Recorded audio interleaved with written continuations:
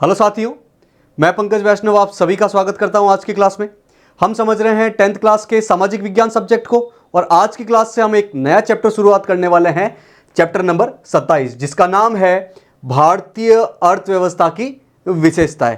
यानी कि आज की क्लास में हम इस चैप्टर का पहला भाग देखने वाले हैं। तो शुरुआत करते हैं आज की क्लास को और समझते हैं भारतीय अर्थव्यवस्था की कुछ बेसिक विशेषताएं।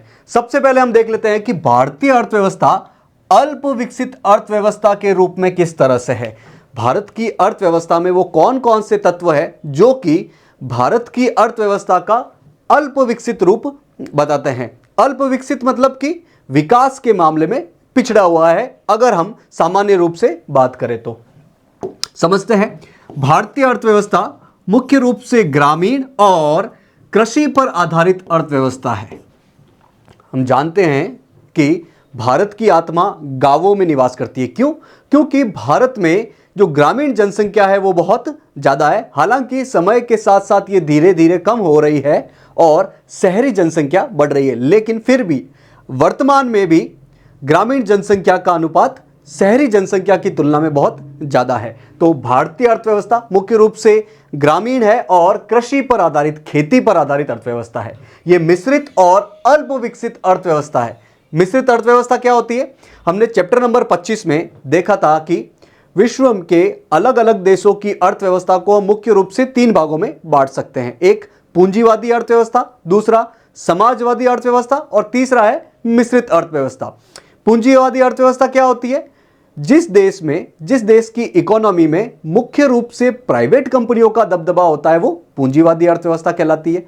समाजवादी अर्थव्यवस्था क्या होती है? जिस देश की अर्थव्यवस्था में मुख्य रूप से सरकार और सरकारी संस्थाओं का दबदबा होता है वो समाजवादी अर्थव्यवस्था होती है। और तीसरी मिश्रित अर्थव्यवस्था।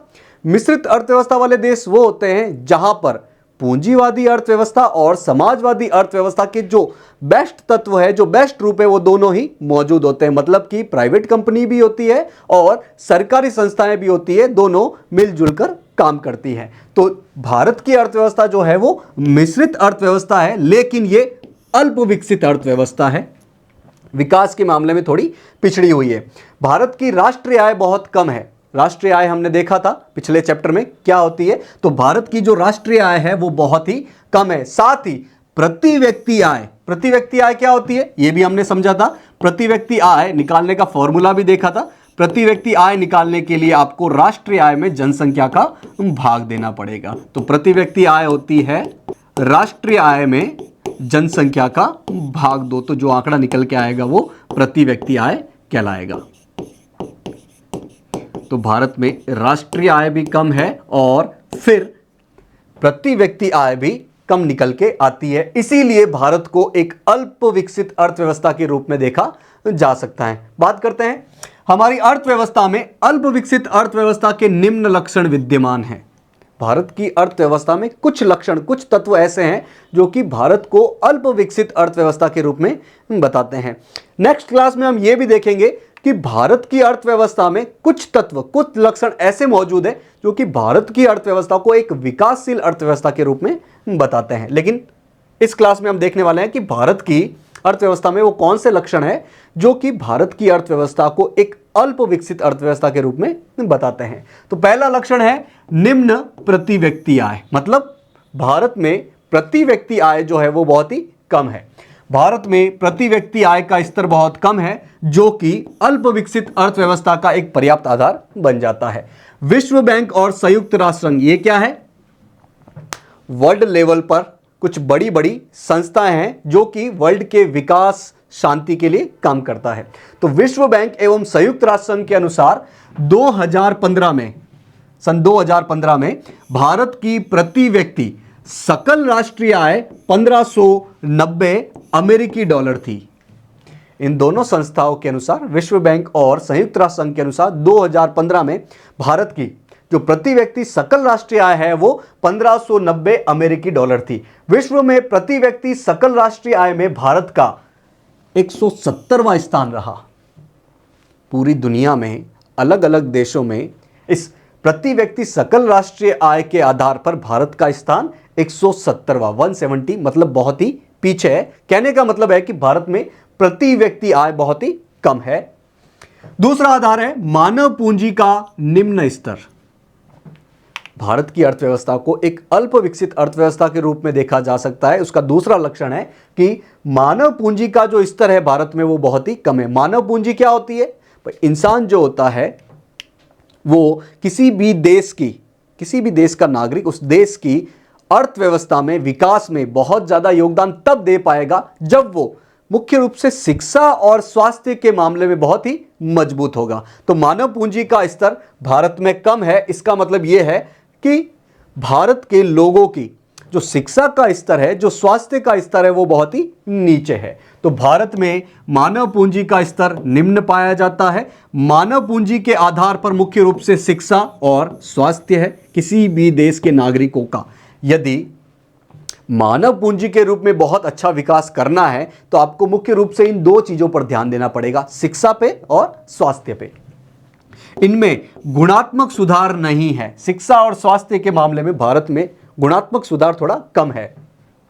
अगर गुणात्मक सुधार नहीं है तो फिर व्यक्ति की आय अर्थहीन हो जाती है। अब किसी भी देश की लोगों की आय ज्यादा हो, राष्ट्रीय आय भी ज्यादा हो, लेकिन मुख्य रूप से शिक्षा और स्वास्थ्य में यदि गुणात्मक सुधार नहीं है तो फिर इस राष्ट्रीय आय का, प्रति व्यक्ति आय का कोई मतलब नहीं, निकल जाता है। हमने पिछले चैप्टर में देखा था आर्थिक वृद्धि और विकास के मामले में। आर्थिक वृद्धि जो कि मात्रात्मक सुधार को बताती है और आर्थिक विकास जो है वो गुणात्मक सुधार को भी बताता है।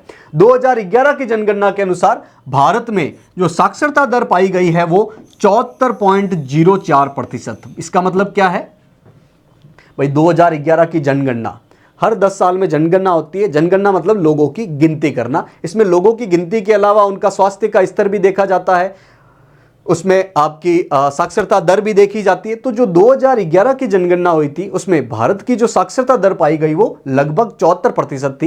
इसका मतलब प्रति 100 व्यक्तियों में से 74 लोग ही पढ़े लिखे हैं, 26 लोग अभी भी निरक्षर है। मतलब साक्षरता दर जो है वो इतनी अच्छी नहीं है भारत में। 2014 में भारत में जीवन प्रत्याशा 68 वर्ष 68 साल थी, जो कि जापान और चीन की तुलना में बहुत कम है। यह जीवन प्रत्याशा क्या होती है? एक व्यक्ति औसतन कितने साल जिएगा उसे कहा जाता है जीवन प्रत्याशा। तो भारत में प्रति व्यक्ति जीवन प्रत्याशा जो है वो 68 वर्ष थी 2014 के अनुसार, जो कि अपने पड़ोसी देश चीन और एक विकसित देश जापान से बहुत ही पीछे है। मतलब स्वास्थ्य के मामले में भी हम थोड़ा पीछे हैं और शिक्षा के मामले में भी हम थोड़ा पीछे हैं। तो हम कह सकते हैं कि भारत में मानव पूंजी का स्तर थोड़ा निम्न है। तीसरा है बेरोजगारी और अल्प रोजगारी का स्तर बहुत ज्यादा है। भारत में बेरोजगारी ज्यादा है और अल्प रोजगारी मतलब कि रोजगार तो मिल रहा है लेकिन इतना रोजगार नहीं मिल पा रहा है, दोनों का स्तर बहुत ही ज्यादा है। तो इसके हिसाब से भी हम कह सकते हैं कि भारत एक अल्प विकसित अर्थव्यवस्था है। तो भारत में खेती क्षेत्र में, कृषि क्षेत्र में छिपी हुई बेरोजगारी पाई जाती है। ये छिपी हुई बेरोजगारी क्या होती है?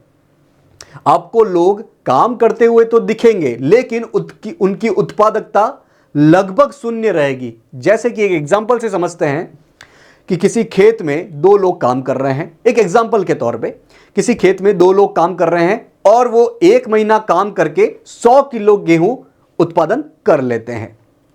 अब उनके परिवार में 3 सदस्य और हैं, तो 3 सदस्यों के पास कोई काम नहीं है, तो वो 3 सदस्य सोचते हैं कि हम भी अपने खेत में ही इन 2 लोगों के साथ काम कर लेते हैं। अब 3 लोग और जुड़ गए, टोटल 5 लोग हो गए। अब ये 5 लोग 1 महीना काम करके 100 किलो गेहूं का ही उत्पादन कर रहे हैं।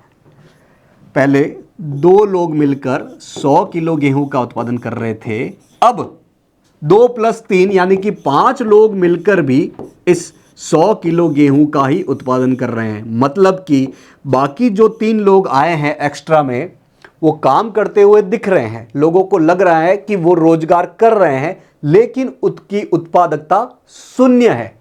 वो काम न भी करे तब भी उतना ही उत्पादन होगा। इसे कहा जाता है छिपी हुई बेरोजगारी। तो भारत में कृषि क्षेत्र में बड़ी मात्रा में छुपी हुई बेरोजगारी पाई जाती है। कृषि पर अत्यधिक निर्भरता, ज्यादातर पॉपुलेशन जो है वो खेती पर डिपेंडेंट है रोजगार के लिए। उद्योग और सेवा क्षेत्र का धीमा विकास, हमने देखा था द्वितीय क्रियाएं और तृतीय क्रियाएं। द्वितीय क्रिया में प्रमुख रूप से उद्योग आते हैं और तृतीय क्रिया में मुख्य रूप से सेवा क्षेत्र का काम आता है। तो उद्योगों में और सेवा क्षेत्र में विकास तो हो रहा है, लेकिन बहुत धीमी गति से विकास हो रहा है। इसीलिए छुपी हुई बेरोजगारी का जो हमें सामना करना पड़ता है, छुपी हुई बेरोजगारी हमें ज्यादा देखने को मिलती है भारत में। वैसे तो भारत में बेरोजगारी के सभी प्रकार पाए जाते हैं, भाई बेरोजगारी के भी अलग अलग प्रकार होते हैं और भारत में सभी प्रकार की बेरोजगारी पाई जाती है, लेकिन मुख्य रूप से ये छिपी हुई बेरोजगारी और संरचनात्मक बेरोजगारी सबसे ज्यादा है, और छिपी हुई बेरोजगारी मुख्य रूप से कृषि क्षेत्र में पाई जाती है। नेक्स्ट है अपना, कृषि पर बहुत ज्यादा निर्भरता है भारत में। कृषि पर अत्यधिक निर्भरता भारतीय अर्थव्यवस्था के अल्प विकसित स्वरूप का प्रतीक है। मैंने बात की थी कि जैसे जैसे कोई देश, जैसे जैसे किसी देश की अर्थव्यवस्था आगे बढ़ती जाती है, लोग कृषि से यानी कि प्राथमिक क्रियाओं से द्वितीय क्रिया में, द्वितीय क्रियाओं से तृतीय क्रिया में जाते हैं। लेकिन भारत में आज भी बड़ी मात्रा में लोग कृषि क्षेत्र से जुड़े हुए हैं रोजगार के लिए। तो हम कह सकते हैं कि भारत की अर्थव्यवस्था अभी अल्प विकसित स्वरूप में है। भारतीय अर्थव्यवस्था में विकास होने पर लोगों में कृषि क्षेत्र पर निर्भरता कम होने लगी है और उद्योग और सेवा क्षेत्र पर निर्भरता बढ़ने लगी है, लेकिन इसकी गति थोड़ी धीरे है। भाई भारत की अर्थव्यवस्था धीरे धीरे उद्योग और सेवा क्षेत्र की तरफ आगे बढ़ रही है। लोग कृषि क्षेत्र से उद्योग और सेवा क्षेत्र में जा रहे हैं, लेकिन इसकी स्पीड बहुत ही धीरे है। आजादी के समय लगभग 72% जनसंख्या कृषि पर आश्रित थी, जो कि आज घटकर 49% हो गई है। जब भारत आजाद हुआ था तब भारत की जनसंख्या का करीब 72%, हम यूं कह सकते हैं कि भारत की जनसंख्या का 3/4 भाग, 3/4 भाग जो है वो मुख्य रूप से खेती पर आधारित था। लेकिन अगर हम वर्तमान समय की बात करें तो ये धीरे धीरे घटकर 50 से भी कम लगभग 49% हो गया है, लेकिन इसकी स्पीड थोड़ी सी धीरे है। आगे बढ़ते हैं। नेक्स्ट है गरीबी की समस्या। गरीबी वह स्थिति होती है जिसमें व्यक्ति मूलभूत आवश्यकताओं को प्राप्त करने में असफल हो जाता है। भाई मूलभूत आवश्यकता के रूप में हम देखते हैं रोटी कपड़ा मकान। तो यदि किसी व्यक्ति की ये मूलभूत आवश्यकता है रोटी कपड़ा मकान पूरी नहीं हो पाती है, तो हम उस व्यक्ति को कह सकते हैं कि वो गरीब है। सभी अल्प विकसित और विकासशील देशों की तरह भारत में भी गरीबी की समस्या का सामना करना पड़ रहा है। दुनिया में जितने भी अल्प विकसित देश है या विकासशील देश है, उन सब में गरीबी बड़ी मात्रा में पाई जाती है। तो भारत भी अगर अल्प विकसित रूप में है, इसका मतलब भारत में गरीबी ज्यादा है। भारत में विकास तो हो रहा है, परंतु उसका लाभ निम्न और कमजोर वर्ग को नहीं मिल पा रहा है। भारत में हम देख रहे हैं कि धीरे धीरे विकास तो हो रहा है, लेकिन फिर भी आज भी उसका जो फल है, उसका जो लाभ है, वो पिछड़े तबकों को, निम्न वर्ग को नहीं मिल पा रहा है। गरीबी जस की तस बनी हुई है। कुल जनसंख्या का 1/4 भाग इस गरीबी के दुष्चक्र में फंसा हुआ है। पूरी जनसंख्या का 1/4 भाग, मतलब कि भारत में 100% जनसंख्या है तो उसका 1/4 भाग मतलब 25% जो हिस्सा है वो आज भी गरीबी के दुष्चक्र में फंसा हुआ है। इतने प्रतिशत लोग आज भी अपनी मूलभूत आवश्यकताओं रोटी कपड़ा मकान की जरूरत को पूरा नहीं कर पा रहे हैं।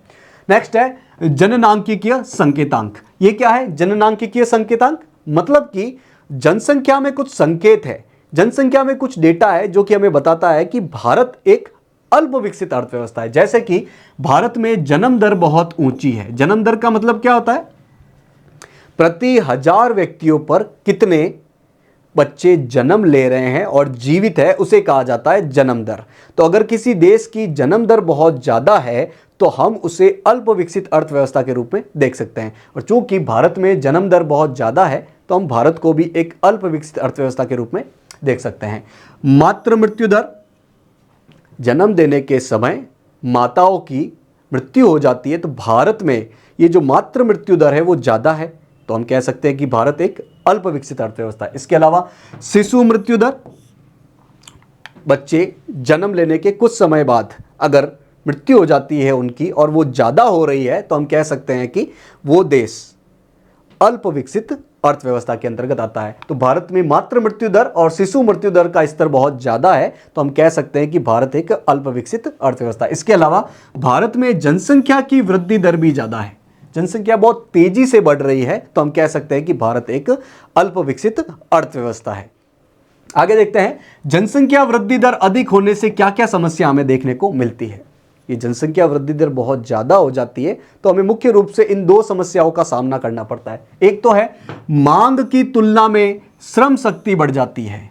जितने लोगों की मांग नहीं है, जितनी अर्थव्यवस्था की डिमांड नहीं है, उससे ज्यादा श्रम शक्ति मतलब कि काम करने वाले लोग बढ़ जाते हैं और फिर धीरे धीरे ये चीज हमें बेरोजगारी के रूप में दिखाई देती है और मानव पूंजी का गुणात्मक स्तर प्राप्त नहीं हो पाता है। भाई मानव पूंजी के लिए हमने देखा दो चीजों की जरूरत होती है, एक तो शिक्षा और एक स्वास्थ्य की जरूरत होती है।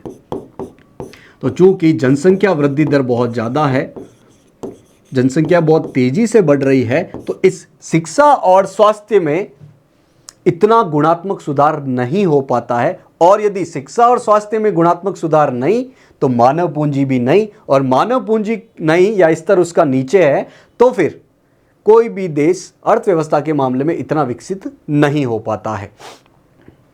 नेक्स्ट है पिछड़ी हुई तकनीक।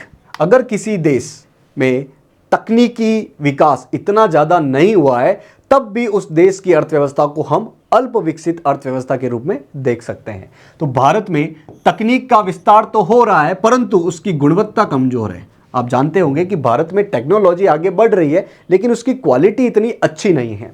जिस देश का तकनीकी ज्ञान पिछड़ा होता है वहां विकास का उच्च स्तर प्राप्त करना कठिन होता है। जिस देश में टेक्नोलॉजी इतने अच्छे से आगे नहीं बढ़ पाती है उस देश का विकास का स्तर हमें आगे बढ़ता हुआ देखने को नहीं मिलेगा। तकनीक का निम्न स्तर होने के कारण प्राकृतिक संसाधनों का सदुपयोग रूप दोहन नहीं हो पाता है। अगर आप टेक्नोलॉजी के मामले में पीछे हो, कोई देश टेक्नोलॉजी के मामले में पीछे है, तो उस देश में जितने भी प्राकृतिक संसाधन है, प्रकृति से प्राप्त कोई भी संसाधन है, उसका हम बेस्ट उपभोग नहीं कर पाएंगे। और यदि प्राकृतिक संसाधनों का आप सही तरीके से बेस्ट यूज नहीं कर पाओगे तो विकास के मामले में पिछड़ जाओगे। तो ये थी बात कि भारत की अर्थव्यवस्था अल्प विकसित रूप में कैसे हैं। भारत की अर्थव्यवस्था में कौन कौन से तत्व या लक्षण मौजूद है जो कि भारत की अर्थव्यवस्था को अल्प विकसित अर्थव्यवस्था के रूप में प्रोजेक्ट करते हैं। तो आज की क्लास को हम यही थामेंगे। आपको करना क्या है, आज जो भी चीजें पढ़ी है वो आज ही रिवाइज कर डालो ताकि लंबे समय तक आपके दिमाग में बनी रह सके। आशा है कि आज की क्लास आपको समझ में आई होगी। आज की क्लास से जुड़ने के लिए आप सभी का बहुत बहुत धन्यवाद।